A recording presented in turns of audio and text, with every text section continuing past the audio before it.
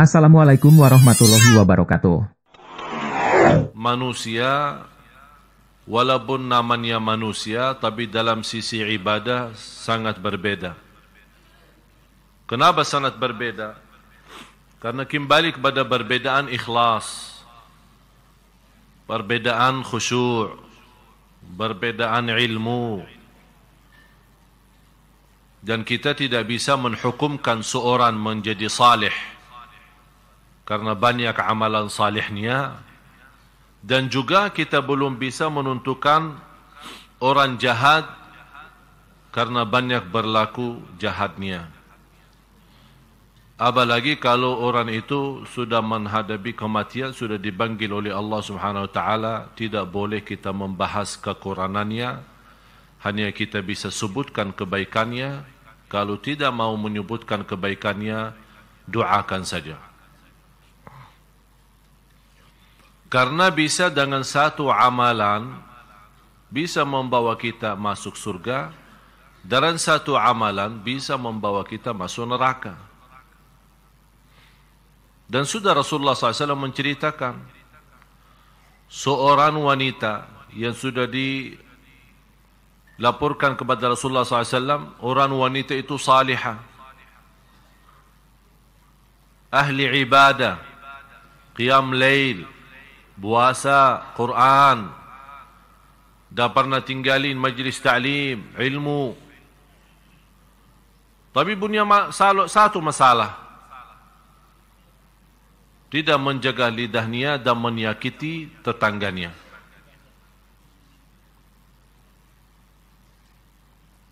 Menyakiti tetangganya dengan lidahnya. Bagaimana ya Rasulullah keadaannya ini? Apa jawab Rasul? Dia masuk neraka.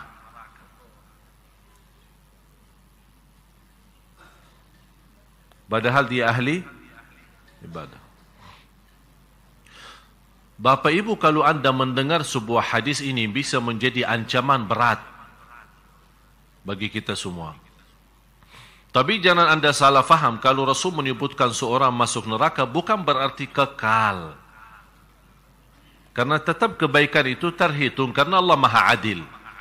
Cuman cuba lihat sejauh mana buruknya ucapan lidah ini, yang bisa dengan ucapan biasa, atau kita menghitungkan biasa, tapi dengan ucapan satu bisa membawa kita masuk neraka 70 tahun.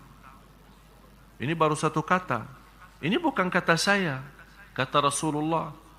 Wa rubba kalimatin yaquluha qail la yulqi laha balan tahwi bihi fin nari 70 kharifa. Berumpamaan seorang yang mengucapkan satu kata tanpa disadari, dan kata itu dia mendapatkan murka Allah, masuk neraka 70 tahun. Bagaimana kalau ribuan kata?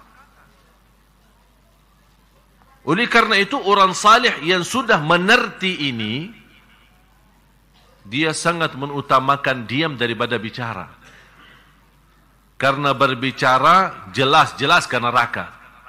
Udah, kita sudah sama-sama belajar, lebih baik mencegah daripada berobat.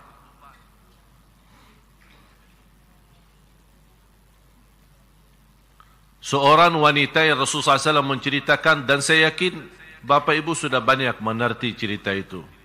Seorang wanita ahli ibadah, tapi masuk neraka. Gara-gara apa?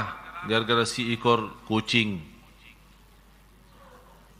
Gara-gara kucingnya aja masuk.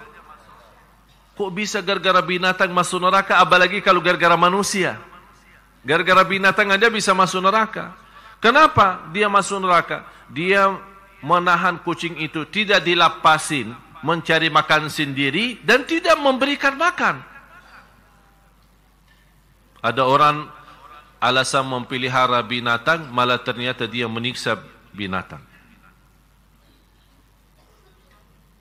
Gara-gara kucing masuk neraka. Mana ibadahnya, puasanya? Tidak ada. Sebaliknya, coba lihat karunia Allah.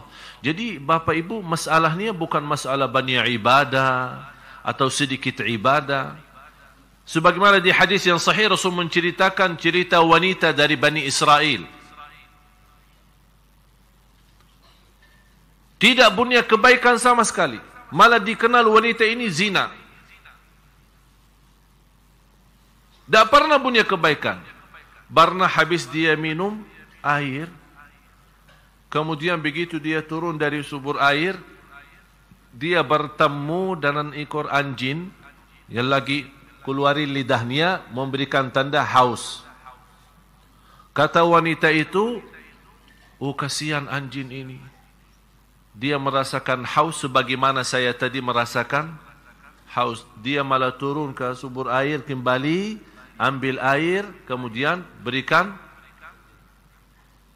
Allah lihat perbuatannya, kata Rasulullah, Allah ampuni segala dosanya dan masuk surga. Oleh karena itu, kalau masih ingat, Bapak Ibu, berusaha menjaga amal salih rutin, bermacam amal salih, tapi rutin, biarpun sederhana, karena kita tidak tahu di mana Allah sembunyikan ridha di dalam amal salih tersebut. Istri Harun al-Rashid, Harun al-Rashid seorang pemimpin khalifah, kaya raya, istrinya pun kaya raya. Dia membuat tabungan air atau apa di kota Makkah untuk jamaah haji. Jamaah haji. Juga berapa banyak yang harus disediain air minum, air apa semua untuk jamaah haji. Begitu beliau dalam cerita sejarah-sejarah, seorang anaknya pernah melihat mimpi sesudah ibunya meninggal. Melihat mimpi dan dia bertanya sama ibu, bagaimana ibu keadaanmu? Kata ibu, alhamdulillah Allah sudah ridha. Anaknya otomatis tanya, ibu, Allah ridha kepada ibu karena perbuatan bersediain minum air untuk jamaah haji yang begitu amalan besar dan dahsyat? Kata beliau, bukan. Ternyata hanya gara-gara 2 rakaat di tengah malam.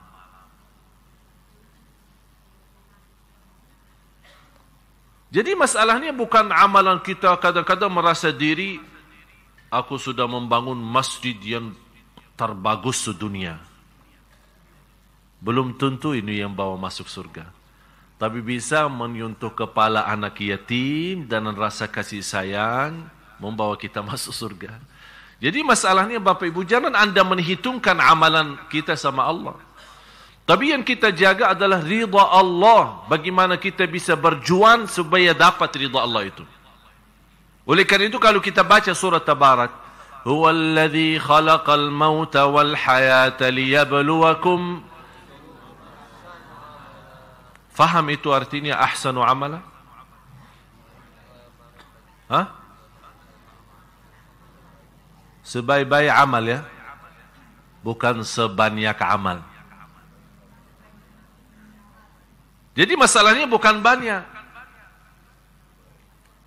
masalahnya baik, tulus, ikhlas, biarpun sederhana, semampu kita, itu luar biasa. Ada seorang yang kita lihat awam sekali, tidak bisa apa-apa. Tapi perhatiannya kepada tetangganya luar biasa. Tak pernah salat malam, tak pernah. Malah ada satu cerita dalam Musnad Imam Ahmad, disebutkan dalam Musnad Imam Ahmad, bagaimana seorang sahabat, ada riwayat Abdullah bin Umar, ada riwayat Amr bin Al-As, ada riwayat Abdullah bin Amr. Intinya daripada riwayat ini, Rasulullah SAW menyebutkan seorang, waktu Rasul berkumpul dengan sahabat, ada seorang sebentar lagi masuk dari pintu ini, dia ahli surga. Kalau Rasul berkata seorang ahli surga, itu sudah terjamin. Karena yang berhak untuk menentukan siapa ahli surga dan siapa ahli neraka hanya 2. Allah dan Rasulnya. Di hari yang kedua, sahabat berkumpul juga sama Rasul, dan kata Rasul, sebentar lagi dari pintu ini akan masuk seorang dari ahli surga. Dia ahli surga. Ternyata orang yang datang kali ini sama yang dia sendiri. Di hari yang ketiga, munculnya orang juga yang sama. Di antara sahabat yang mengikuti. Tapi orang itu tidak mendengar apa kata Rasul. Dia ahli surga. Begitu beliau keluar, diikutin sama seorang sahabat. Ada riwayat Abdullah bin Umar, ada riwayat Amr bin As, ada riwayat Abdullah bin Amr. Diikutin. Dan minta ninap di rumahnya. Diizinkan minta ninap di rumahnya. Ninap di rumahnya. Tapi dia ninap di rumahnya, dia mau tahu. Cuba lihat Bapak Ibu, saya mengambil pelajaran dari cerita ini. Begitu semangatnya sahabat mencari amalan-amalan, berlomba-lomba, sungguh-sungguh, mana amalan yang bisa mendapatkan ridha Allah. Sampai dia tinggalin keluarganya, tinggalin urusan, mau ninap di rumah orang, dia mau tahu kelebihannya apa, sampai dapat 3 kali disebut ahli surga oleh Rasulullah. Akhirnya ikut. Malah orangnya tidur, sahabat nitip, melihat ini tidur apa enggak. Malah sahabat ini tidak tidur. Sepanjang malam tidak ada salat malam. Besoknya tidak ada puasa. Diikuti selama 3 hari. Kok ini kayaknya kelihatan biasa-biasa aja sih. Salat malam tidak ada, puasa pun tidak ada. Ya, berarti saya harus tahu. Ini penasaran kan? Akhirnya bertanya, begini. Apa sih amalan ente? Soalnya saya dengar Rasulullah 3 kali sebut ente ahli surga. Jadi kalau kita melihat dari sisi bahasa,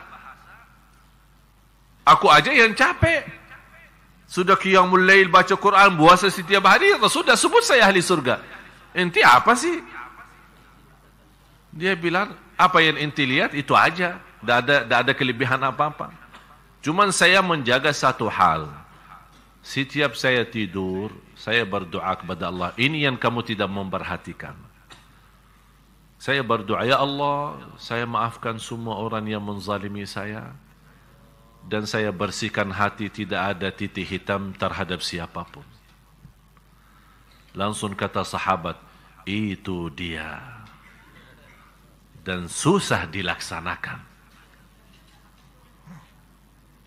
Susah? Ya memang. Manusia terlalu menahan dendam ya. Begitu dia punya kesempatan, habis-habisan. Bisa kita pura-pura maafin orang, tapi hati kita belum ikhlas. Apalagi kalau diikutin, ayo sudah, atas nama saya Ali Jabir, udah maafin. Ya udah, saya maafin. Tapi hatinya bahasa lain. Berat. Memang sifat manusia berat, suka menahan dendam itu. Sakit hati itu tidak bisa dilepas. Oleh karena itu begitu, bisa orang manusia yang sudah sifatnya rendah seperti ini, dia bisa tinggalkan kerindahan itu, menjadi manusia istimewa, Allah hargai dalam surga. Seperti perbuatan tadi.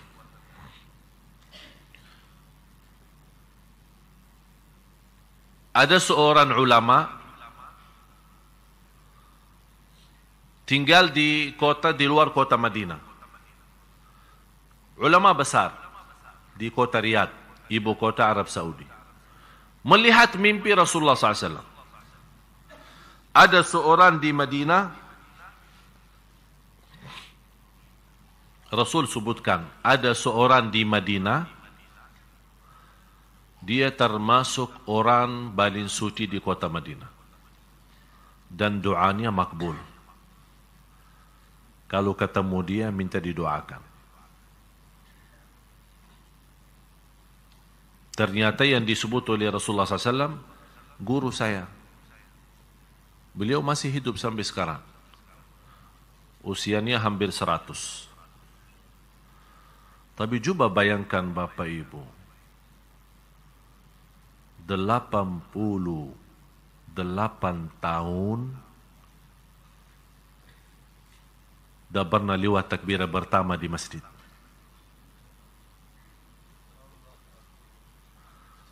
Delapan tahun menajar Al-Quran di Masjid Nabawi. Dari subuh sampai Isya. Antri orang yang mau belajar sama dia.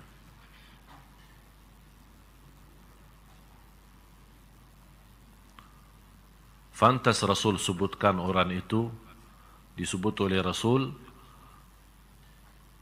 makbul doanya dan orang paling suci di kota Madinah. Jadi jamaah sekalian yang saya mendapatkan pengalaman dari pertemuan dengan ulama, pergi ke sana sini, saya melihat ulama kita ini sebenarnya sederhana aja. Tidak ada yang ruwet. Tapi yang terlalu terjaga itu adalah rutin. Di antara ulama besar di kota Madinah dikenal sebagai ahli salat malam, tapi rutin. Di musim panas, di musim dingin, di musim sakit, dia lagi sehat, tak pernah tinggalin salat malam. Jadi mereka punya kelebihan apa? Kalau sudah punya satu, istilahnya wirid ya. Kalau wirid kita megang PB. BB itu tidak bisa dilepas. Itu wirid Indonesia. Tapi wirid ulama kita tidak. Wirid ulama kalau megang tasbih. Sampai saya pernah menceritakan seorang guru saya meninggal dunia. Mau dilepasin tasbihnya tidak bisa. Malah sudah disalati, sudah dimandikan, sudah disalati. Masuk lahad. Masih tasbihnya bergerak. Lagi berzikir. Ini Bapak Ibu, orang bisa mendapatkan istimewa seperti ini. Ini bukan kerja satu hari, 2 hari. Ini puluhan tahun.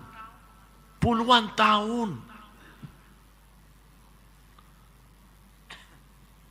Seorang bisa menikmati salat, dia berkata, aku mujahadah diri menikmati salat selama 20 tahun, bekerja keras. Habis itu baru mulai menikmati salat. 20 tahun dia berusaha. Kita baru saja 2 kali orang bertanya, gimana Ustaz bisa khusyuk di dalam salat? Saya bilang habis 20 tahun. Baru kita sudah mengenal salat yang baik, sudah merubah diri, dibanding masa lalu kita yang banyak tinggalin salat. Begitu kita sudah rubah, malah kita langsung mau loncat, mau jadi nikmat. Allah berikan karunia, kenikmatan ibadah, kenikmatan hidup dan ketenangan di dunia, kembali kepada kerja keras kita. Kenapa orang kaya bertambah kaya dan miskin bertambah miskin? Ada yang pernah bertanya? Katanya orang kaya tidak memperhatiin yang miskin. Biarpun diperhatiin, tetap yang miskin tambah miskin, yang kaya tambah kaya. Karena saya melihat orang kaya sedikit tidur, yang miskin banyak tidur. Pagi tidur, siang tidur, sore tidur, malam tidur. Akhirnya jadi tukang minta. Yang kaya bertambah kekayaannya karena dia tidur hanya 2 jam, bisa 3 jam, terhitung. Dan saya begitu memperhatiin, orang kaya memang sedikit tidur.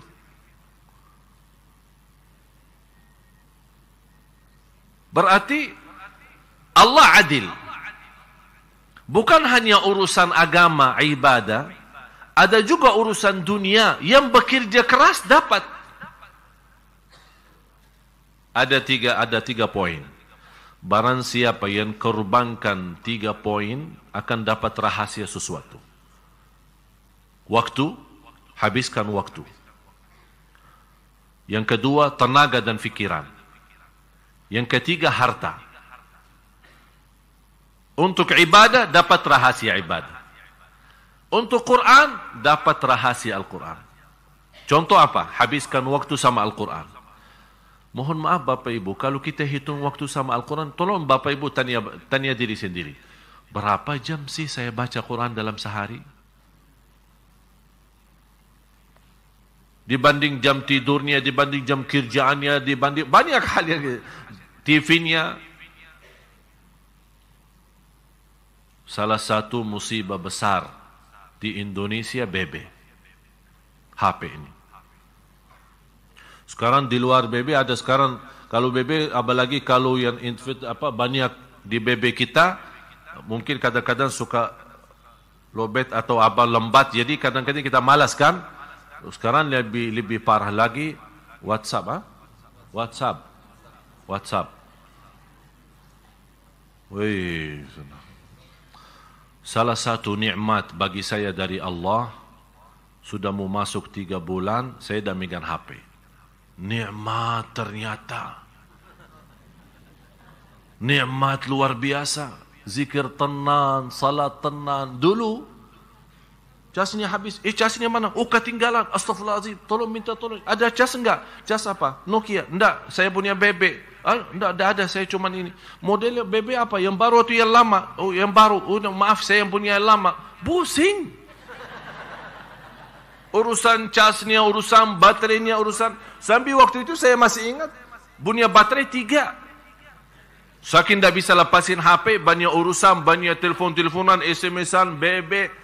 3 baterai habis. Daripada pusing cari casnya. Akhirnya apa yang terjadi? Sampai kadang-kadang astagfirullah mau tidur pun rata-rata. Saya tidak tahu ya. Tapi ini karena kebiasaan saya. Rata-rata sekarang tidur, HP harus wajib menjadi tetangga bantal. Itu enggak, malah ada yang di bawah bantal. Supaya di silent suaranya, tapi getar ya, supaya bantalnya goyang-goyang. Sampai kita tidur pun tidak bisa nyaman. Tidur pun terganggu. Saya pernah waktu masih megang HP, saya telepon, ada orang angkat tapi kayaknya suaranya baru bangun. Saya bilang, kasihan, astagfirullah, mohon maaf ganggu tidurnya. Oh, tidak apa-apa. Kalau syekh yang telepon, tidak apa-apa. Terus kalau orang lain, yang saya rasa kasihan, kenapa tinggalin HP sebelahnya? Kalau sudah tidur, off atau buang HP jauh. Kalau bisa, kamar tidur di sebelah dan HP kita dikerasi di mobil sana, sebelah sana, jauh. Nikmati, tidur pun tidak bisa nikmat. Apaan manusia begini? Berarti yang bikin pusing siapa? Kita sendiri. Bangun sudah pusing, mau tidur pun pusing. Bapak Ibu saya nasihatin, mau tenang enggak? Mau tenang enggak? Tapi ikutin saya ya. Betul. Tinggal 13 hari masuk Ramadan. Sekarang semua tulis surat. Ya. Pulang ke rumah, begitu sampai rumah tulis Bismillahirrahmanirrahim. Saya nawaitu dan berazam lillahi ta'ala, dan sungguh-sungguh tidak bagi tawar-tawaran. Mulai tanggal 9 Juli atau 1 Ramadan, tidak megang HP hampir habis lebaran.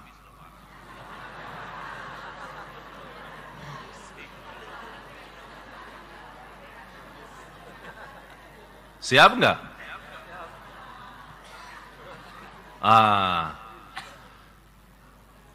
Ada yang merasa kayaknya susah. Saya sendiri menghadapi persoalan yang sama. Pas saya mengambil keputusan tidak megang HP, hampir 2 minggu kayak orang stres. HP-nya mana ya? Siapa yang telepon? Yang BB siapa? Yang SMS siapa? Ada berita baru enggak? Jadi 2 minggu, pusing.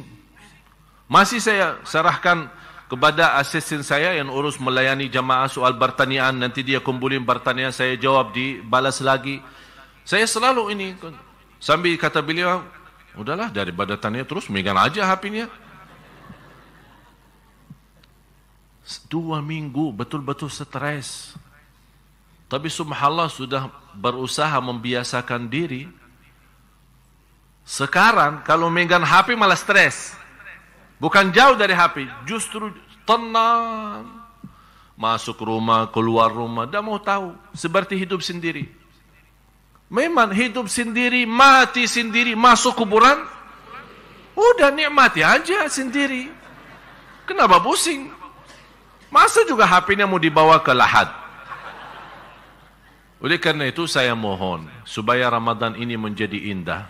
Apalagi alhamdulillah tahun ini kita mendapatkan, saya sudah memperjuangkan benar-benar. Bapak Ibu barangkali tidak tahu apa yang terjadi di belakang Bapak Ibu. Tapi saya berjuangkan setengah mati untuk Sunda Kelapa. Terutama jamaah Bapak Ibu. Teleponan sambil yang saya tak megang HP, mengurus telefon-teleponan dengan adik-adik saya, dengan imam-imam yang mau kita datangkan insyaAllah tahun ini. Proses keputusan mencairkan uang tiket aja, minta ampun. Susahnya. Alhamdulillah mengambil keputusan dari bantuan sana, bantuan sini, apa yang ada rezeki, udah mengambil keputusan, mencairkan uang tiket. Biar Bapak Ibu tahu, uang tiket aja sudah melebihi 300 juta. Alhamdulillah tahun ini habis 3 bulan mati-matian untuk mendatangkan seorang imam yang pernah Bapak Ibu menikmati 2 bulan lalu waktu kita i'tikaf. Karena ada imam suaranya sudes kan? Alhamdulillah tahun ini kita mendapatkan karunia Allah, beliau akan datang 5 hari pertama. Saya harap 1 bulan. Dia bilang karena antum mana kasih 5 hari. Dan demi saya alhamdulillah beliau menolak undangan kerajaan Malaysia. Saya bilang Indonesia, dah usah Malaysia. Indonesia aja. Beliau cuba bayang dari mana kita datangkan. Beliau punya acara di London, Inggris. Saya bilang, saya yang tutupin. Mau hatta dari mana? Mau dari ujung Afrika tetap datang ke Indonesia. Urusin visahnya sampai saya hadap langsung karena disulitkan sama imigrasi, saya langsung naik Menteri Hukum dan HAM. Untuk urusan visahnya. Alhamdulillah dapat diurus visahnya, langsung disegerakan visahnya, disegerakan tiketnya, datang dari London, Dubai, Jakarta, nanti balik lagi. Karena beliau ada ini, diminta. Seluruh dunia minta beliau jadi imam. Karena beliau suaranya luar biasa, sudes. Kalau mau tahu sudes, tapi bukan yang asli ya, ini orangnya. Yang berkenan suka buka website ya, ingin mau tahu suaranya lebih ini yang belum sempat kemarin di sini, silahkan buka di YouTube maupun di Google Syekh Sa'ad Nu'mani. Syekh Sa'ad S-A-A-D Nu'mani N-O-I-M ya, Nu'mani ya, Nu'mani. Silahkan buka. Dan kita umumkan sekalian ini pendaftaran yang ingin daftar SMS Center yang ingin menggabung dengan kami dalam program ke depan supaya anda setiap hari bisa dapat belajar, bisa dapat hikmah, bisa dapat info-info sesuai kegiatan kita, termasuk program-program imam-imam di mana saja, ada yang di Sunda Kelapa, ada yang di Makassar, ada yang juga akan dikelilingi beberapa masjid. Alhamdulillah tahun ini Bapak Ibu, karena saya menyampaikan ribuan terima kasih. Mohon maaf saya tidak sebutkan satu persatu Bapak dan Ibu yang telah membantu untuk mendatangkan imam-imam. Terutama Baksa Mahmud, kemudian keluarga-keluarga dan jamaah-jamaah Sunda Kelapa. Alhamdulillah dan rezeki insyaAllah 100% tidak ada yang salah guna. Kita salurkan, Alhamdulillah tahun ini kita berhasil mendatangkan 10 imam. Cuba bayangin. Buat apa saya pusing mendatangkan imam? Ini bukan main, Bapak Ibu, kita datangin imam itu bukan main. Urusin makanannya aja pusing, karena mereka tidak bisa makanan Indonesia. Masa setiap hari buka puasa nasi Padang? Jadi ini harus terkontrol semua. Makanan mereka, tempat ninapan mereka, mobil yang mengurus mereka ke sana kemari. Ini semua tanggung jawab saya. Alhamdulillah tahun ini dengan bantuan Bapak Ibu, ada yang ikhlasin infaknya, ikhlasin sedekahnya. Ini semua kita bisa mendatangkan imam-imam. Dan Alhamdulillah Ba'aksa sendiri sudah membantu hampir 130-an juta dari Ba'aksa sendiri untuk mendatangkan. Dan insyaAllah di Masjid Sunda Kelapa ini ada 2 imam menetap selama 30 hari. Sama adik saya Syekh Muhammad, kan semua kenal. Ada satu lagi imam baru. Terus yang lain itu Syekh Sa'ad Nu'mani 5 hari pertama. Nanti ada juga imam Qiblatain. Alhamdulillah tahun ini beliau berkenan hadir. Jadi kita insyaAllah ada imam-imam yang kita menetapkan di Jakarta. Ada yang di sini, ada yang akan nanti salat malam, ada yang di Atin, ada yang di BI, kita atur. Nanti lewat Anda berdaftar lewat SMS. Sinter insyaAllah Anda dapat. Bapak Ibu kalau mulai daftar, biasa akan terpotong biaya pulsa, tapi biaya biasa ya, biasa SMS. Biasa kalau SMS ke mana kan ada yang 100, ada yang 500, atau ya berapa ya. Pokoknya biasa, tidak ada biaya kelebihan untuk kami ya, hanya daftar biasa. Tapi begitu selanjutnya, Anda akan terima SMS secara free. Tidak akan terpotong apa-apa.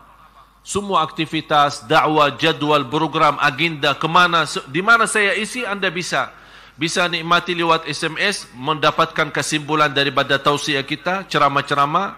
Ada juga kalau Anda ingin bertanya, di situ kalau Anda yang SMS, tetap akan kena biaya SMS biasa. Biaya biasa sebagaimana kita SMS hari-hari kita.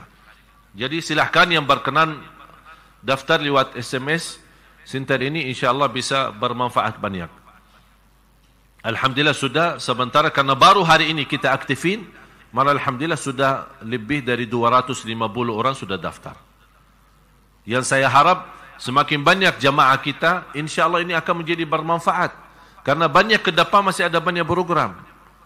Dan di situ yang berkenal lewat SMS, mendaftarkan diri sesuai data-data yang terisi, mendaftarkan diri menjadi anggota jamaah maupun remaja, terutama saya fokuskan kepada remaja, laki-laki maupun perempuan, karena kita ke depan banyak aktivitas untuk kantoran, kampus-kampus dan pesantren dan sekolah-sekolah yang memerlukan banyak tenaga dari sisi anak-anak kita, teman-teman kita dari remaja, supaya insyaAllah aktivitas kita ke depan menjadi salah satu yang memakmurkan insyaAllah kota Jakarta, terutama supaya insyaAllah diselamatkan oleh Allah dari segala bala dan musibah.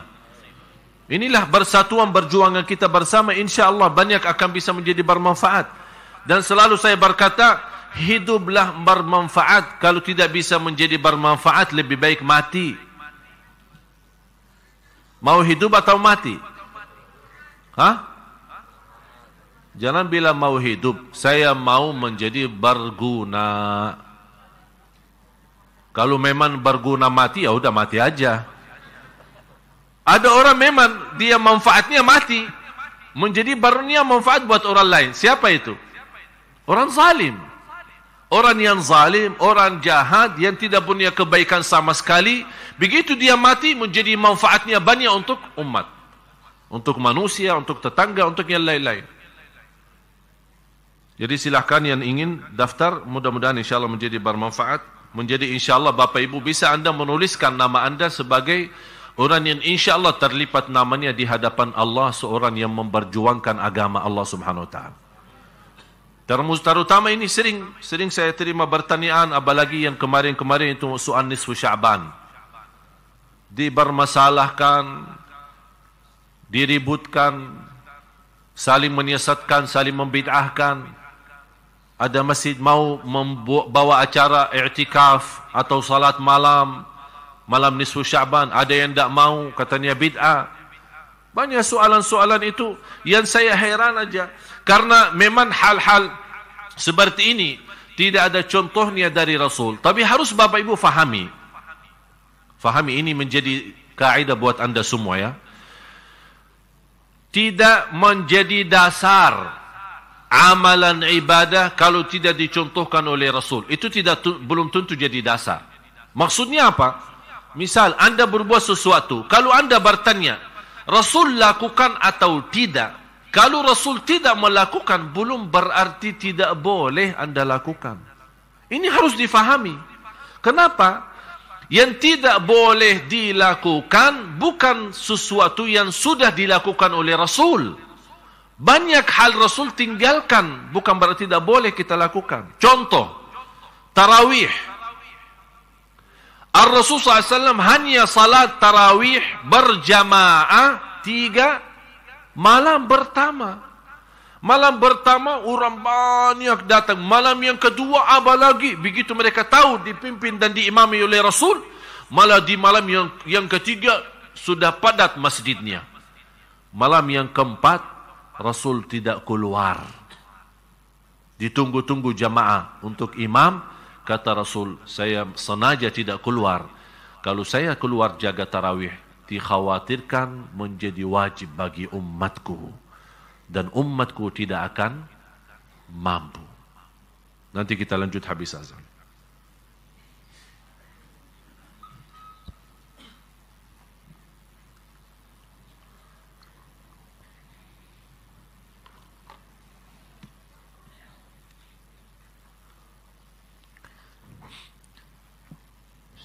Allah wa malaikatahu yusholluna 'alan nabi ya ayyuhalladzina amanu shallu 'alaihi wa sallimu taslima.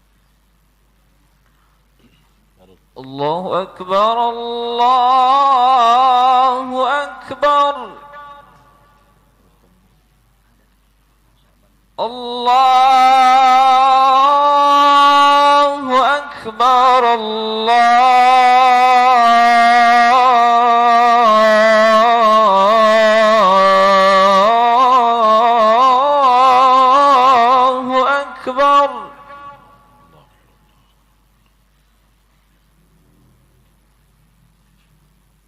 حي على الفلاح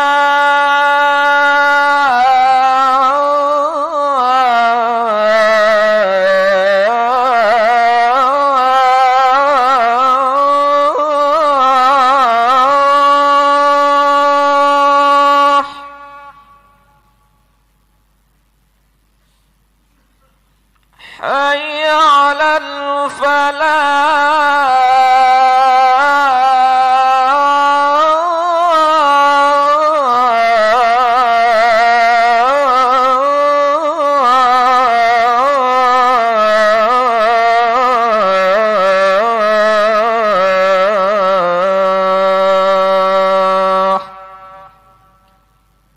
الله أكبر، الله أكبر، لا إله إلا الله.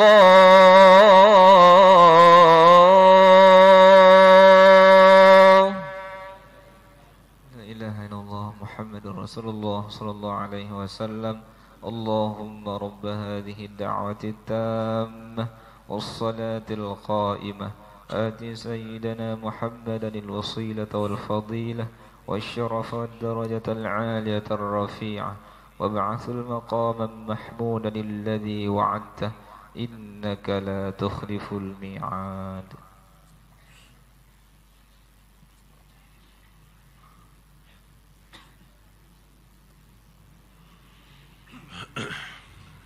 Alhamdulillah.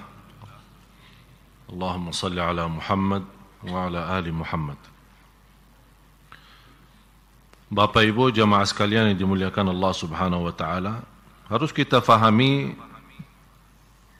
satu hal.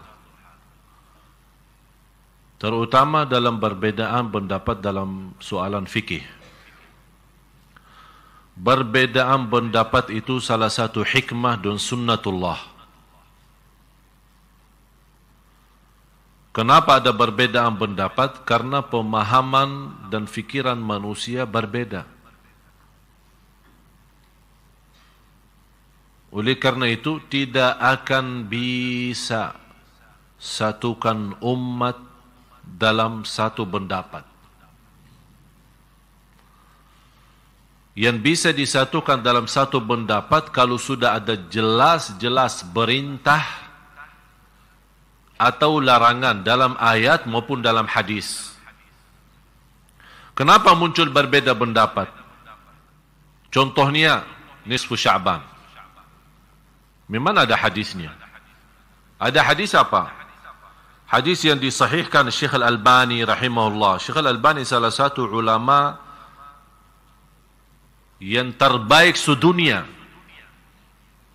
yang sudah diakui sebagai ulama ahli hadis, teliti hadis ini dan beliau menyampaikan hadis ini sahih. Dan riwayat bermacam, ada Musnad Ahmad bin Hanbal, ada Musannaf Ibn Syaibah, ada Tabarani, ada Baihaqi, banyak riwayat. Yang di situ Rasulullah SAW menjelaskan, Inna Allah la yattali'u, Allah subhanahu wa ta'ala memandangkan atau melihat amalan-amalan hamba. Di riwayat Allah melihat hamba-hambanya di malam nisfu Sya'ban, dan Allah mengampuni semua dosa-dosanya kecuali 2 orang. Yang pertama, yang berbuat syirik, itu tidak diampuni Allah SWT. Kalau dia taubat, ya jelas dengan taubat Allah ampuni. Yang kedua, musyahin. Musyahin itu seorang penahan marahannya atau penahan dendamnya. Atau termasuk juga orang-orang yang suka menebar fitnah. Adu domba, isu orang sana, isi sana. Jadi perbuatannya tidak sesuai, malah dia memfitnahkan supaya ini berpisah umat, berpecah umat. Ini juga termasuk orang yang tidak diampuni Allah Subhanahu wa taala. Jadi lewat hadis ini jelas-jelas menyampaikan keutamaan dan kemuliaan malam nisfu Sya'ban. Di situ ini hanya satu-satunya hadis dalam bermacam riwayat. Disitulah muncul perbedaan, karena malam nisfu Sya'ban malam utama atau malam agung. Di situ Allah mengampuni dosa-dosa hambanya. Boleh enggak menghidupkan malam ini dengan salat malam? Ini muncul perbedaan. Kenapa muncul perbedaan? Karena memang tidak ada hadis yang kuat seperti ini yang menjelaskan jagalah salat malam di nisfu Sya'ban. Kalau memang tidak ada hadis yang memerintahkan menghidupkan nisfu Sya'ban dengan salat malam, boleh enggak kita lakukan? Jawab. Kenapa boleh tapi tidak ada perintah? Tidak ada larangan. Kenapa tidak ada larangan? Karena Rasul sudah menjelaskan keutamaan malam nisfu Sya'ban yang kita sudah sepakati hadisnya sahih.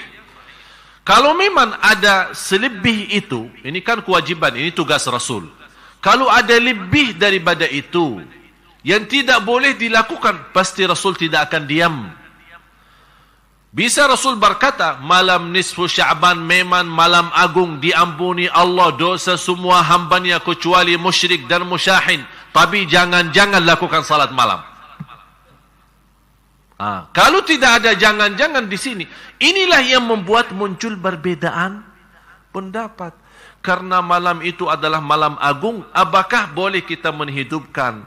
Ada yang baca Quran, ada yang salawat, ada yang zikir, ada yang salat malam. Yang punya dasar, alasannya Rasul tidak lakukan, silahkan. Anda tidak mau lakukan dengan dasar Rasul tidak lakukan salat malam khusus di malam nisfu Sya'ban, ya silahkan Anda tidak usah salat malam. Ini Anda punya dasar kan? Tapi tidak boleh Anda mengingkari orang lain salat malam. Karena Rasul sendiri tidak pernah ingkari. Rasul sendiri tidak pernah melarang. Yang mau salat malam silahkan, yang mau tidur, ya silahkan. Kenapa diributkan? Ini masalahnya. Apapun bersoalan yang belum disepakati, ini harus difahami Bapak Ibu ya. Hafal ini kalau bisa, bukan hanya difahami, dihafal. Apapun bersoalan dalam fikih tidak disepakati oleh ulama, ijma'. Faham ijma'? Sepakat. Tak ada satu pun yang keluar dari sepakatan itu. Kalau belum ada sepakatan dari ulama, umat itu masih dalam kebebasan. Yang mau A boleh, yang mau B boleh, yang mau D boleh. Tapi, dan juga harus difahami, tidak akan bisa ada sepakatan antara ulama kalau tidak ada ayat dan hadis yang kuat, yang tidak bisa muncul berbeda tafsiran. Kenapa bisa muncul perbedaan? Ini kan ada Syafi'i, Maliki, Hanafi, kan? Imam Syafi'i muridnya siapa? Imam Maliki. Tapi kenapa dia berbeda sama gurunya? Karena beda pemahaman. Gurunya bawa Quran dan hadis kan? Imam Syafi'i bawa apa? Injil dan Taurat. Sama, Quran dan hadis. Dia menghormati gurunya, tapi mohon maaf, karena punya pemahaman beda. Ini kan kemampuan fikiran manusia. Apalagi dikenal Imam Syafi'i sebagai orang ulama yang cerdas, termasuk dari sisi bahasa.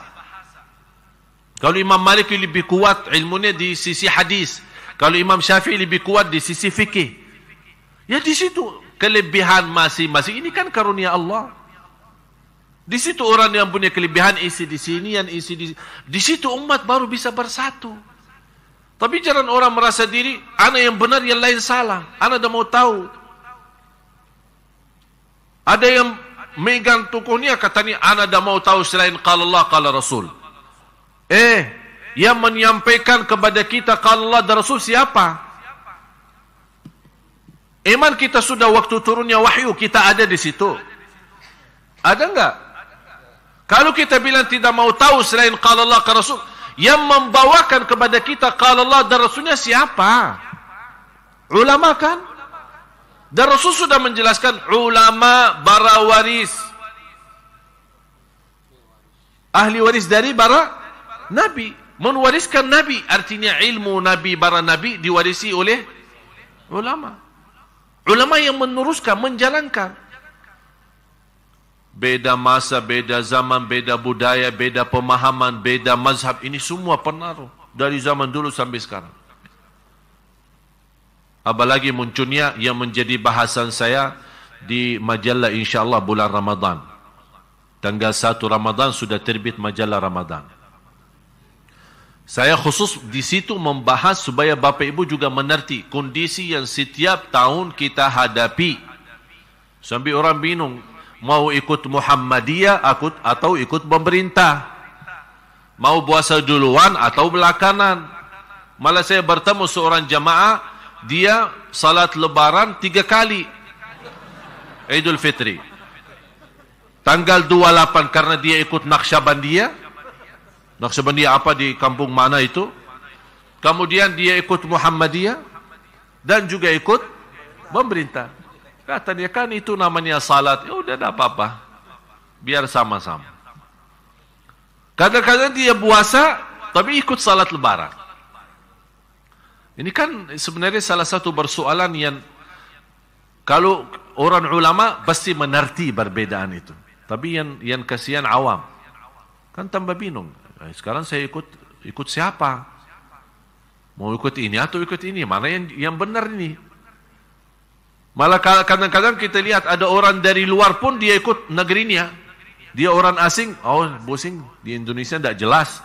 Udah, dia dari mana? Dari Mesir. Udah, saya ikut Mesir aja. Padahal dia tinggal di...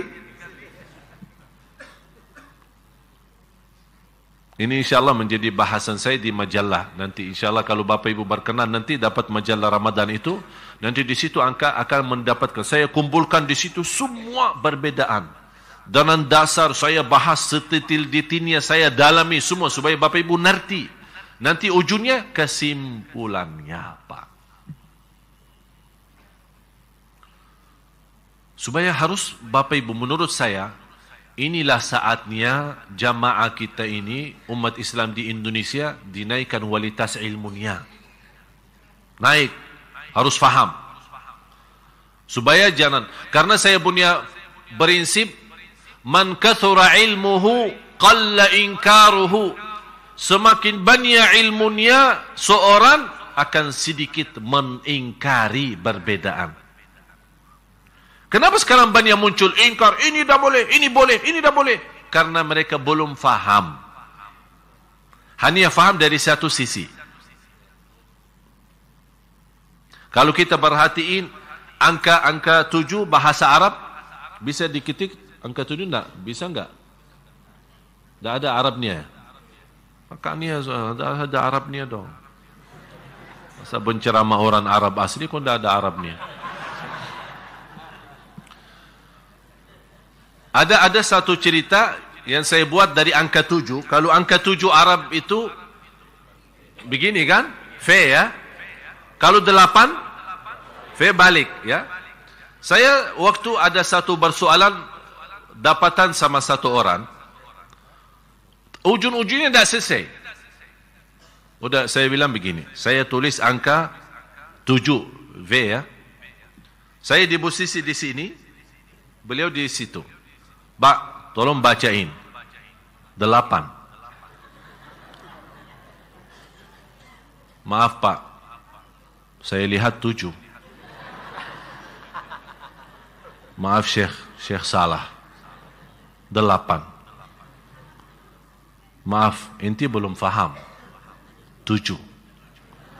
Ribut 8, 7. 8, 7. Habis itu dia bosan.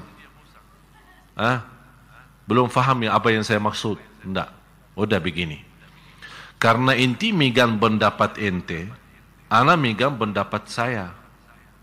Tidak akan nyambung. Udah begini aja. Tolong Pak Bindah datang sini tolong sama saya sebelahan. Biar kita jadi sahabat. Begitu dia datang, ayo bacain apa? 7. Udah, ajak saya ke sana biar kita sama-sama sahabatan. Tapi di sebelah sana. Ayo. 8. Ternyata kata inti benar, kata ana juga. Kenapa ribut? Cuma masalahnya perlu kita sedikit memposisikan diri di mana. Padahal sebenarnya dua-duanya benar. Tidak ada yang bawa kufur. Kita udah yang buat nisfu Sya'ban kafir masuk neraka. Alhamdulillah dah sampai masuk neraka. Jadi cuma masalahnya ada sedikit karena memang dah ada ayat ya ayyuhalladzina amanu jagalah salat malam nisfu Sya'ban atau tidak ada perintah, tapi di sisi lain tidak ada larangan. Itu aja. Karena di sini inti tidak menerima perintah, saya tidak menerima larangan karena prinsip Rasulullah SAW ada perintah atau larangan. Dan banyak hal yang lain seperti itu. Dan tidak ada dasar kuat alasannya kita tidak boleh lakukan kecuali yang dicontohkan oleh Rasul. Ada orang berkata, kenapa bikin begini? Apakah dicontohkan oleh Rasul? Saya pernah duduk di masjid megang tasbih. Saya suka kalau megang tasbih, saya suka diam-diam ya. Saya itu mau buat apa tunjukin orang? Pas live di TV ditunjukin tasbihnya. Oh, Masya Allah ahli tasbih. Ya ahli tasbih sendiri, jangan di hadapan orang. Jadi kalau saya lagi duduk sendiri, suka megang tasbih. Tapi saya tunjukin ke orang. Tapi kebetulan pas ada orang sebelah saya, lihat tasbih. Langsung negur saya. Mohon maaf Syekh, saya rasanya tidak enak. Apa? Tasbih bid'ah.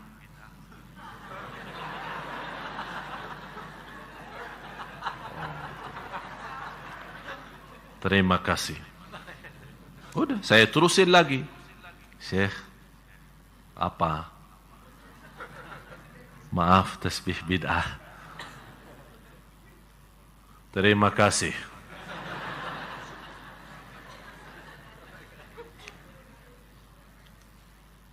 Kan kita orang Islam, tak boleh melanggar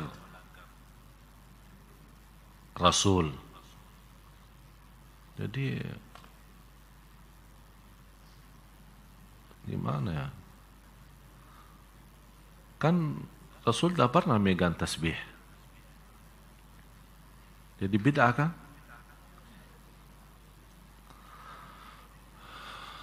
Duduk. Nanti sekarang membuat konsentrasi saya hilang gara-gara. Udah, saya masukin tasbih, ayo duduk. Apa dasar kamu tasbih itu bid'ah? Saya minta dasar yang kuat. Ya ayyuhalladzina amanu, jangan megang tasbih. Itu sudah jelas, kuat. Dah boleh kita tawar-tawaran di sini kan? Sami'na? Ana minta menurut ente, seperti tadi kan 78 kan? 78. Kenapa tidak boleh? Kenapa menurut ente tasbih itu bid'ah? Alasan saya, tasbih itu tidak ada di zaman Rasul.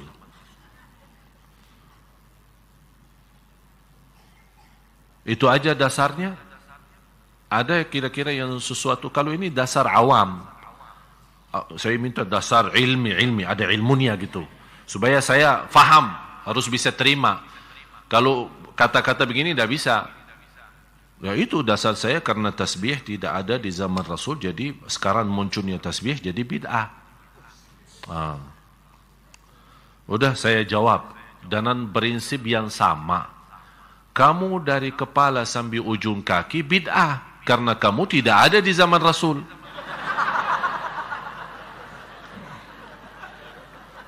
Kan prinsip yang sama. Apakah ini bisa jadi dasar? Banyak hal yang tidak ada di zaman Rasul. Banyak. Dalam hal ibadah maupun di luar ibadah. Apakah kita semua menjadi bid'ah? Harus kita fahami kondisi kita Bapak Ibu. Apalagi perbedaan mazhab, perbedaan pemahaman. Itu kita harus waspada, memahami semua. Dan soal tasbih, di zaman Rasul, kata siapa ada tasbih? Ada di zaman Rasul tasbih. Salah satu istri Rasulullah SAW bertasbih, tapi bukan tasbih yang kita kenal sekarang. Dulu tasbihnya mereka dengan batu. Rasul SAW melihat seorang istrinya, begitu Rasul keluar subuh, kemudian salat subuh, balik lagi. Ini di hadis Sahih Bukhari Muslim. Rasul SAW balik lagi, melihat istrinya di tempat tadi tidak berubah dan masih teruskan tasbihnya. Kata Rasul, dari tadi kamu masih berzikir? Dia lagi megang batu. Kata istrinya, ya Rasulullah. Kata Rasulullah SAW, saya setelah kamu mengucapkan 3 kali sebuah kata, kalau ditimbang di sisi Allah jauh lebih berat 3 kali yang saya ucapkan daripada sepanjang kamu duduk baca zikir itu. Subhanallah wa bihamdih adada khalqih wa ridha nafsih wa zinata arshih wa midada kalimatih. 3 kali. Ulama menambil dari hadis ini, Rasul menegur istrinya soal zikir. Memberikan zikir yang simpel, yang sederhana, tapi pahalanya lebih besar daripada sepanjang dari subuh sampai terbit matahari. Tapi Rasul tidak membahas soal batu yang dimegang sama istrinya. Ulama menambil kesimpulan, Imam San'ani, salah satu ulama Ahlus Sunnah yang besar di Yaman, beliau menyampaikan, karena Rasul tidak mengingkari memegang batu dan zikir dengan batu, tidak ada perbedaan dengan batu yang tertumbah sama batu yang tersusun. Batu yang tertumbah sama batu yang dimaksud ya tasbih. Yang sekarang kita namakan tasbih. Katanya Rasul kalau berzikir tidak pernah megang tasbih, beliau bertasbih dengan tangan.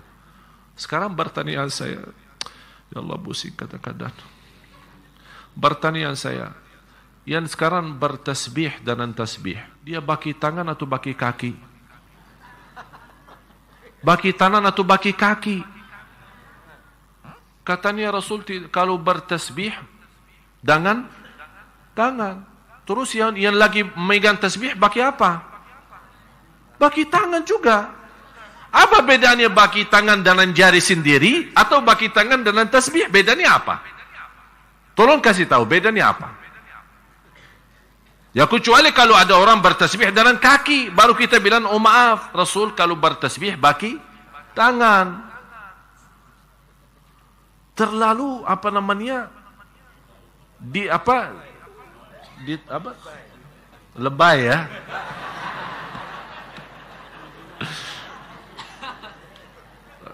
Bapak Ibu, ada satu kaidah Rasulullah SAW punya prinsip. Kalau ditawarkan dua hal, ada yang terbaik, terbaik itu sudah nomor satu yang terbaik. Ada yang termudah. Kira-kira Rasul milih yang mana? Tahu kenapa? Padahal ada yang lebih baik daripada yang mudah itu. Demi umatnya, supaya tidak beban dalam ibadah, supaya tidak rasa berat. La yukallifullahu nafsan. Bapak Ibu, Islam memang indah, indah betul. Saya justru semakin banyak belajar, semakin tahu diri bodoh. Jadi orang-orang malah justru semakin tinggi ilmunya, semakin ketahuan bodohannya. Berarti kita belum apa-apa. Jangan ada orang merasa, oh Alhamdulillah saya sudah. Jangan. Teruskan belajar. Sungguh subhanallah semakin banyak kita akan melihat, semakin terasa keindahan Islam. Semakin akan mendalami begitu luasnya Islam. Menghormati manusia, menghormati perbedaan, menghormati pemahaman. Itu luar biasa. Dan kita tetap Bapak Ibu kembali kepada Al-Quran dan Sunnah. Dan bagaimana kita bisa memahami Al-Quran dan Sunnah kecuali dengan ulama? Siapa yang bisa faham Quran dan Sunnah? Ya ulama. Oleh karena itu ulama harus betul-betul yang takwa, yang ikhlas, amanah. Begitu dia memimpin jamaah, dia terangkan. Jangan Bapak Ibu memahami. Kalau saya di posisi, saya tidak memerintahkan jaga salat malam nisfu Sya'ban dan saya tidak larang. Yang mau silahkan, yang tidak mau silahkan. Prinsip saya seperti itu. Saya ikut sahabat sejak dulu. Tabi'in yang sudah bertemu dengan sahabat seperti Al-Hasan Al-Basri rahimahullah. Saya punya sanad, dapat sanad dari guru ke guru, silsilah, tahu sanad silsilah, megang tasbih sampai Imam Hasan Basri. Sampai Imam Hasan Basri. Imam Hasan Basri itu gurunya, guru beliau adalah sahabat Rasulullah SAW. Jadi salah satu pendapatnya beliau misal seperti kunut. Ini juga termasuk salah satu yang dipersoalkan. Kunut subuh boleh atau tidak boleh. Malah ada yang terlalu lebay ya. Betul. Terlalu lebay. Sampai ada orang yang membatalkan salat seorang yang tidak kunut subuh. Atau ada sisi lain, ada orang yang terlalu membatalkan salat orang atau membid'ahkan salat seorang yang lakukan kunut subuh. Jadi sebenarnya saya lihat dua-duanya berlebih-lebihan. Lebay. Prinsip saya apa? Yang mau kunut boleh, yang tidak mau kunut boleh. Sudah selesai. Anta makmum, imamnya baki kunut, ikut. Dah mau ikut, ya terserah. Kenapa ribut? Kenapa diributkan? Oleh karena itu Bapak Ibu saya harap, oleh karena itu salah satu perjuangan saya di Indonesia, terutama khusus untuk jamaah-jamaah saya ini, saya memperjuangkan supaya kita bagaimana memiliki kualitas ilmu yang insya Allah sederhana tapi dalam.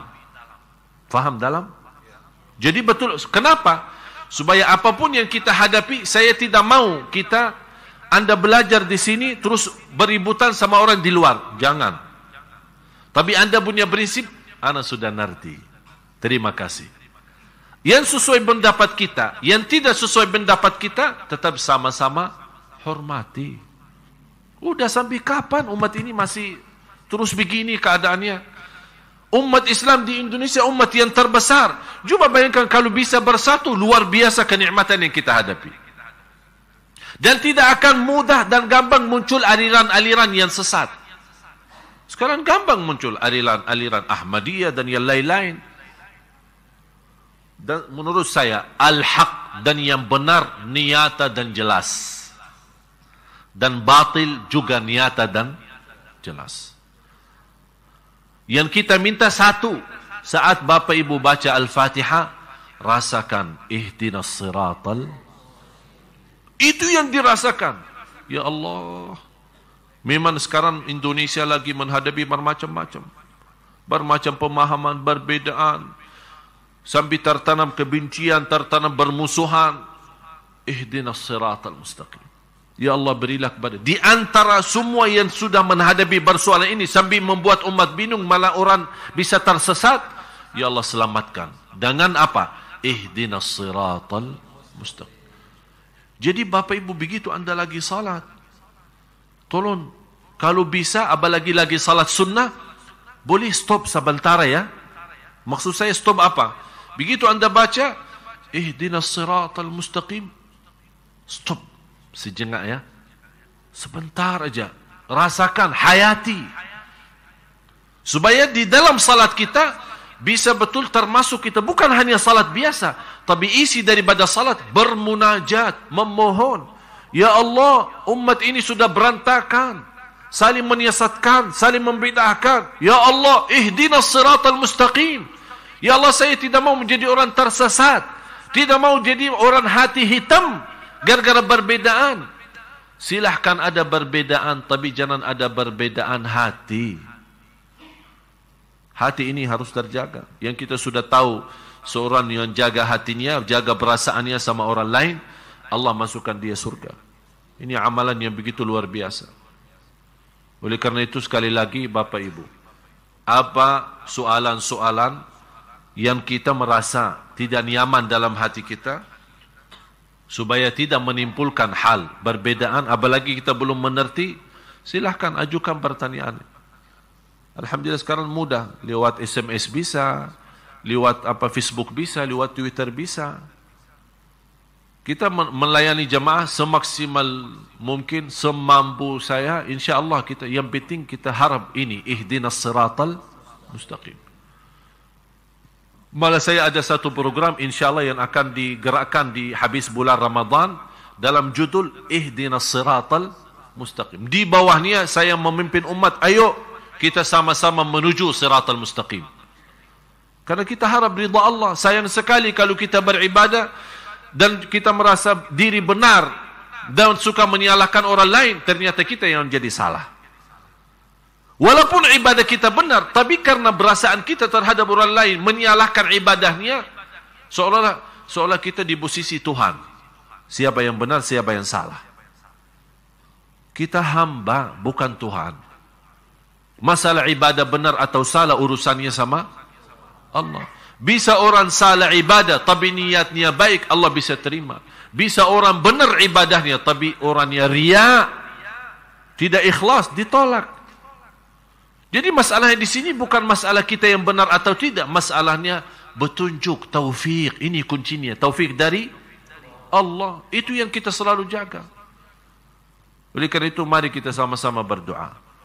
Minta betul-betul bersama, buka hati, tunjukkan hajat dan kemiskinan kita kepada Allah Subhanahu wa taala lewat doa. Kita harap kunci taufik malam ini, insya-Allah Bapak Ibu semua mendapatkan kunci taufiknya. Kalau kita bisa dapat kunci taufik, subhanallah, semuanya lancar. Dunia lancar. Ini taufik tidak bisa terikat dengan hal ibadah saja, dalam rumah tangga memerlukan taufik, dalam urusan dunia memerlukan taufik, dalam belajar perlu taufik, dalam perjalanan menuju ke rumah, pulang ke rumah, datang dari rumah ini memerlukan taufik. Supaya tidak salah jalan, tidak nyasar, tidak apa. Ini kan semua akan perlu taufik. Itu yang dimaksud hidayah yang tertinggi, yang diharapkan oleh semua orang, termasuk ulama, para awliya, para salihin, adalah hidayah taufik. Yang dimaksud dalam firman Allah, ihdinas siratal mustaqim. Nabi kita, Nabi SAW, memohon itu. Ihdinas siratal mustaqim. Oleh karena itu, sekali lagi, kita bersama-sama doa. Dan semua yang ke depan, Bapak Ibu, yang berminat, berkenan, membantu dakwah kami, saya menyampaikan ribuan terima kasih.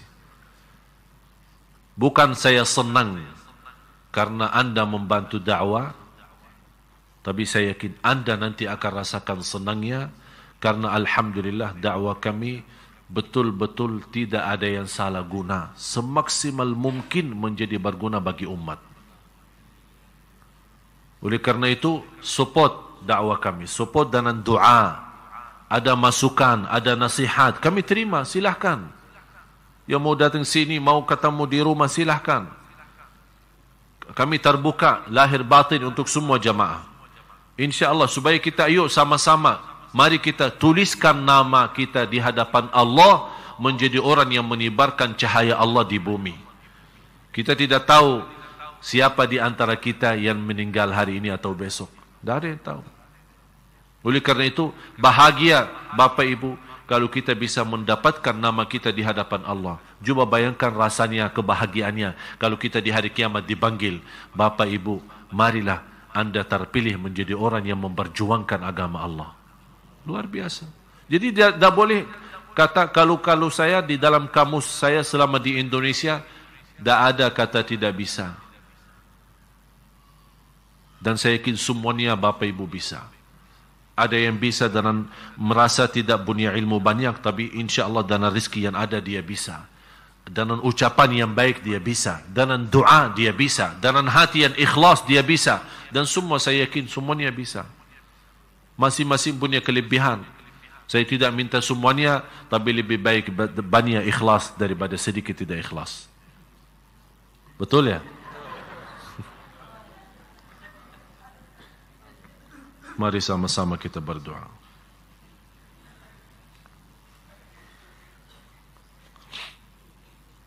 Ini ada tadi beberapa pertanyaan, tapi kita, ya umumnya apa ya? Karena pertanyaan banyak juga dalam nisfu Syaban ya. Ada yang terkait dengan itu. Mudah-mudahan insyaAllah pertemuan hari Ahad yang akan datang, tanggal 7 Juli, sebagaimana janjian saya, kuliah duha, jam 7 pagi, InsyaAllah saya khususkan bahasannya persiapan Ramadan. Apa yang wajib kita penuhi, amalan-amalan, fikih-fikihnya, supaya kita masuk dengan ibadah yang mantap, supaya tidak ada yang keliru, dan supaya betul-betul kita manfaatin. Karena kita tidak tahu Bapak Ibu, Ramadan yang akan datang, Anda sendiri tahu, tahun kemarin ada keluarga kita, ada jamaah kita yang bersama kita, tapi tahun ini sudah dipanggil oleh Allah duluan. Kita tidak tahu. Oleh karena itu saya selalu berdoa, mudah-mudahan Bapak Ibu panjang umur, ketemu bulan Ramadan sampai habis, InsyaAllah dalam keadaan sehat walafiat dan iman. Oleh karena itu maksimalkan Ramadan, belajari sebelum masuk Ramadan, harus bersiapan belajar. InsyaAllah kuliah duha hari Ahad tanggal 7 Juli, khusus saya membahas soal Ramadan, supaya insyaAllah kita bisa menyampaikan hajat-hajat kita, supaya Ramadan kita menjadi insyaAllah lebih baik daripada yang lain. Dan khusus untuk ibu, mohon maaf saya tadi lupa nama ibunya, Ibu Eni ya. Ini ada seorang jamaah yang sebenarnya beliau aktif dari Bogor. Beliau aktif sekali datang ke masjid ini, tapi tiba-tiba karena stroke, jadi kasihan beliau, tidak sampai saya telepon beliau, nangisnya luar biasa. Jadi kita doakan beliau, semoga Allah sembuhkan, Allah hitungkan. Dan kelebihan orang sakit, satu, semua amalan ibadah selama dia sehat, Karena dia tidak bisa laksanakan dalam kondisi sakit, Allah tuliskan ibadahnya sempurna. Kata ulama dari hadis Qudsi, "Uktubu li'abdi ma kana yuqimuhu sahihan salima." Begitu hamba Allah yang sakit, dia tidak bisa laksanakan salat malam karena sakit, dia tidak bisa ikut majlis ta'lim karena sakit, ada apa alasan yang lain? Kata ulama, orang sakit jauh lebih terkabul amalan ibadah daripada orang yang sehat. Kenapa? Karena Allah sebutkan di hadis Qudsi, "Uktubu," tuliskanlah. Kalau Allah berkata tuliskanlah, berarti sudah tanda kabul.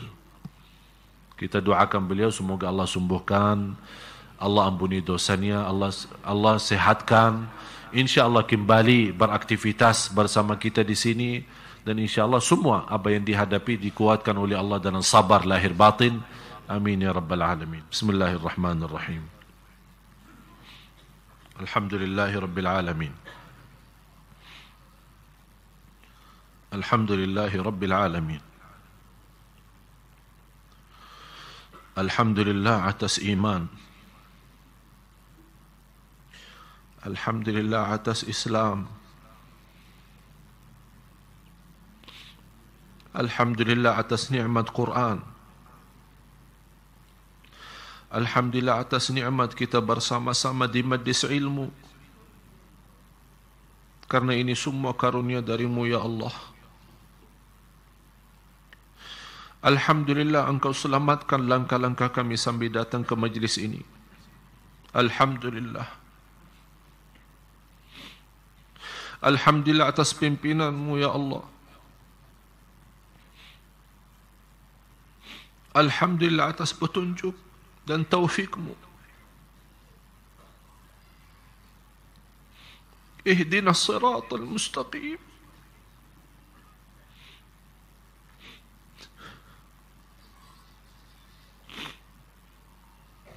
Ihdinas siratal mustaqim.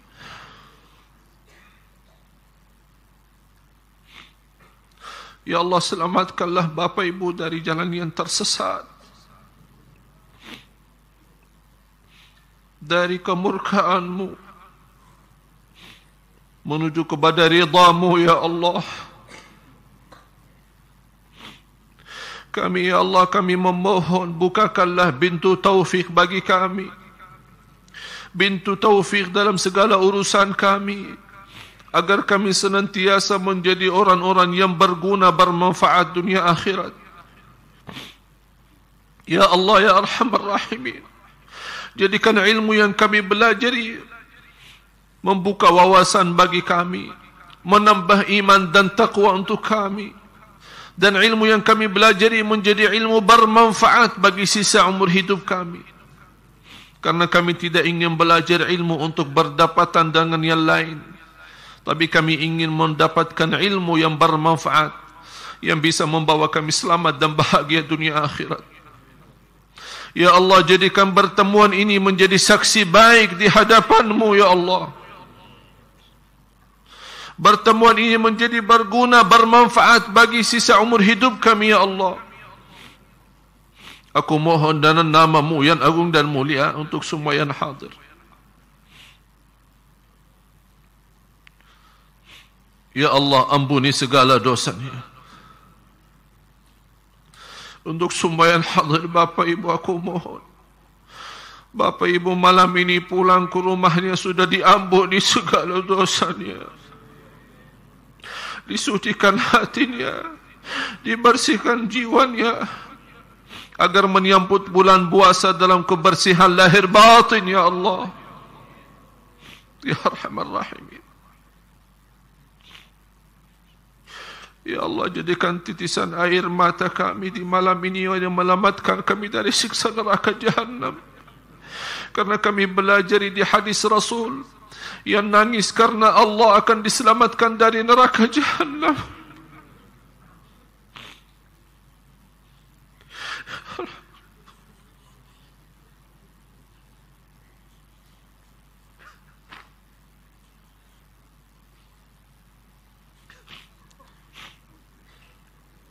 Ya Allah,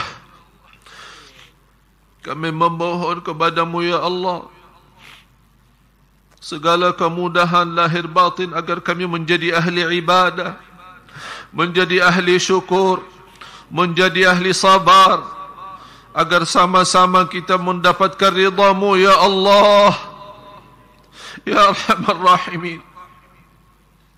Maafkan ya Allah, maafkan kami atas kekurangan kami. Kami akui ya Allah banyak kekurangan kami dalam ibadah, banyak kebodohan kami dalam ilmu. Ya Allah, kami mohon berikan kepada kami petunjuk kepada jalan yang lurus. Tambahkan wawasan ilmu kami agar kami mendapatkan ilmu yang bermanfaat, diikuti dengan amalun salih yang diterima ya Allah ya Dzal Jalali wal Ikram. Ya Arhamar Rahimin, kuatkanlah bapa ibu lahir batin agar biasa menjadi orang-orang yang taqwa sampai akhir hayat. Ya Allah, pelihara keluarga kami, anak cucu kami yang menjaga nama baik keluarga kami, anak cucu kami salih salihah, anak cucu kami menghafal Al-Quran, anak cucu kami ya Allah dilindungi dari segala kejahatan, dari segala keburukan. Ya Arhamar Rahimin, berikan kepada kami ya Allah rumah tangga sakinah mawaddah rahmah, dan berikan kepada kami kekuatan lahir batin agar kami menghadapi ujian dalam rumah tangga kami. Ya Arhamar Rahimin, ya Dzal Jalali wal Ikram. Ya Allah, selamatkan langkah-langkah kami menuju husnul khatimah, menuju husnul khatimah, menuju husnul khatimah. Ya Arhamar Rahimin. Ya Allah, berkahi sisa bulan Sya'ban, berkahi bagi kami sisa bulan Sya'ban. Sambikanlah kami dalam keadaan sihat wal afiat dan iman kepada bulan Ramadan. Ya Allah, berikan kepada kami bulan Ramadan yang indah bagi kami tahun ini ya Dzal Jalali wal Ikram. Karena kami tidak tahu apakah Ramadan kali ini menjadi yang terakhir bagi kami. Kalau memang yang terakhir ya Allah, jadikan Ramadan itu yang terbaik bagi kami ya Allah.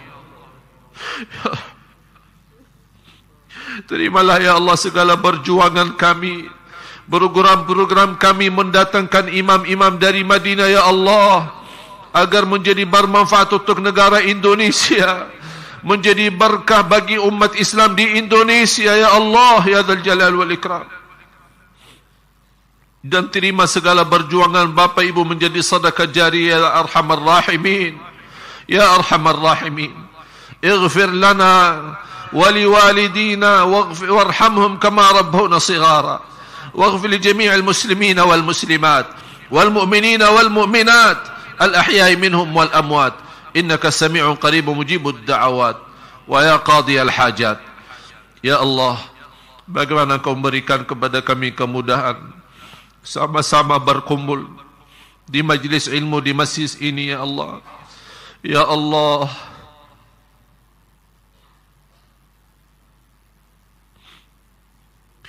berikan kepada kami